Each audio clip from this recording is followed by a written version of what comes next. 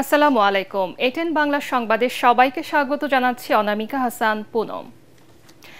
একটি অবাধ, সুষ্ঠু ও গ্রহণযোগ্য নির্বাচন আয়োজনে নির্বাচন কমিশন প্রতিশ্রুতিবদ্ধ বলে জানিয়েছেন প্রধান নির্বাচন commissioner AMM Nasir Uddin.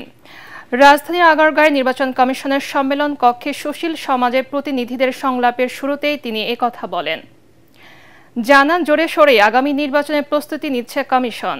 AI এর মাধ্যমে প্রোপাগান্ডা ছড়িয়ে কেউ যাতে নির্বাচনকে বাধাগ্রস্ত করতে না পারে সেজন্য কমিশনকে সতর্ক করেন সুশীল সমাজের প্রতিনিধিরা। রাষ্ট্র পুনর্গঠনে প্রবাসী বাংলাদেশিদের ভূমিকা রাখার আহ্বান জানিয়েছেন প্রধান উপদেষ্টা ডক্টর মোহাম্মদ ইউনূস। নিউ ইয়র্কে প্রবাসী বাংলাদেশিদের অনুষ্ঠানে প্রধান উপদেষ্টা বলেন, জুলাই আন্দোলন পরবর্তী পরিবর্তনগুলোকে এগিয়ে নিতে গুরুত্বপূর্ণ অবদান রাখতে পারেন প্রবাসীরা। তাদের উদ্দেশ্য করে তিনি বলেন, গ্যালারিতে কথা না বলে মাঠে নেমে খেলার আহ্বান জানান তিনি। অনুষ্ঠানে সফররত বিএনপি, জামাত ও এনসিপি নেতারাও বক্তব্য রাখেন।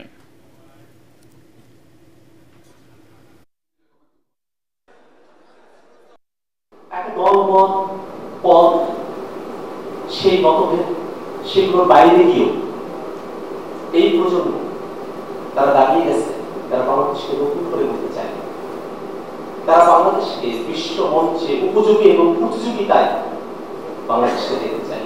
আমাদের এখানে সমমর্যাদা, নারী পুরুষ, মেজরিটি মাইনরিটি সকল শ্রেণীর মানুষ একই ধরনের অধিকার এবং নিরাপত্তা পাবে।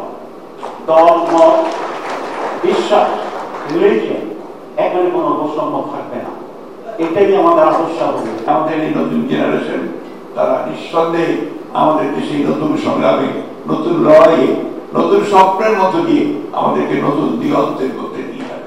আমরা এই বাংলাদেশের অংশ, সে অংশে আমরা কিভাবে করতে পারবো সেটা আমাদের মূল জিনিসটা হলো আজকে যে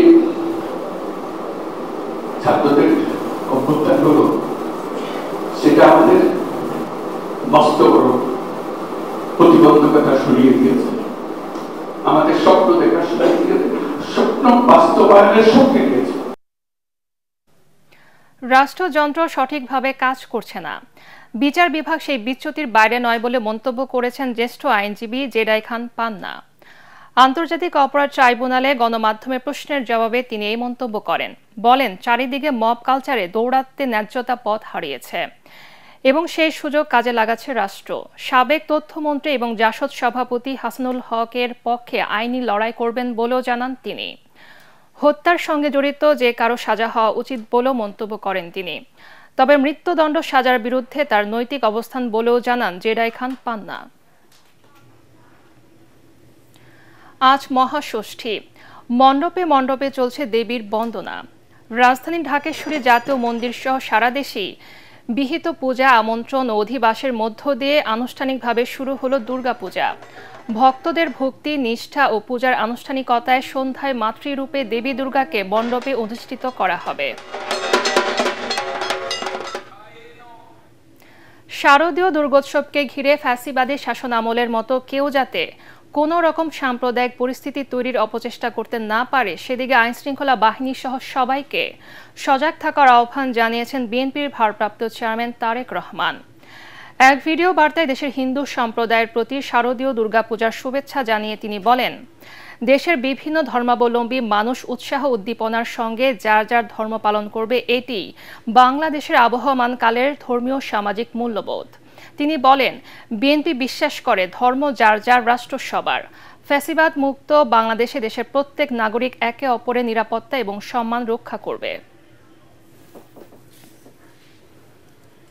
দেশের হিন্দু সম্প্রদায়ের প্রতি আমার আহ্বান, আপনারা উৎসাহ উদ্দীপনা সহকারে নিশ্চিন্তে নিরাপদে সারা দেশে উৎসব আনন্দ উদযাপন করুন। সৌহার্দ্য সম্প্রীতির বার্তা ছড়িয়ে দিন। আমি এবং আমার দল বিএনপি বিশ্বাস করে ধর্ম যার যার, রাষ্ট্র সবার।